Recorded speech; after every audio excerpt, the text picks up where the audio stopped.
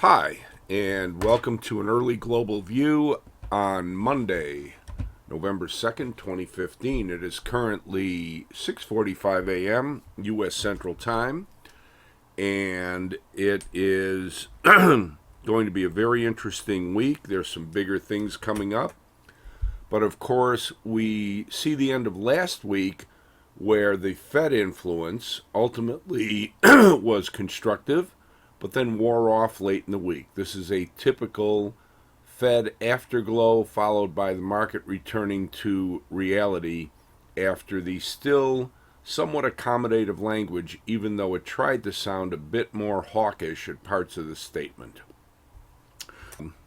We have to ask what all this means to the markets. Well, right now, the S&P 500 is up 1 at 2075.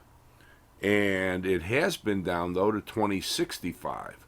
Now, this is important because the previous week's high up here at the 2073 level was our tolerance of the 2075-80 old congestion support, and that's also because, of course, the close out of Wednesday into Thursday, following the strength of the FOMC influence, was a gap higher from 2074. So far, after not getting up to really anywhere near the next resistance in the 2100 area, this backed off back below 2075 to 80 late Friday.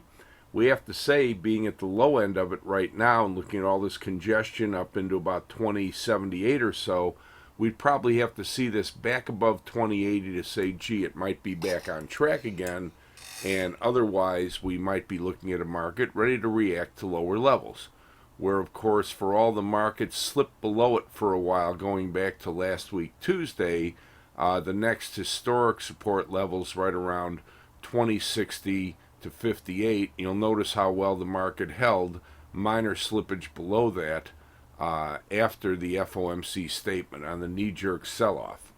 And that is pretty much it, except to note that the hourly MACD has slipped back below the upper runaway band. Now, typically this means the bloom is off the bullish rose in the short term, and well, that's another reason why this market would have to get back above 2080 and sustain it to start looking better.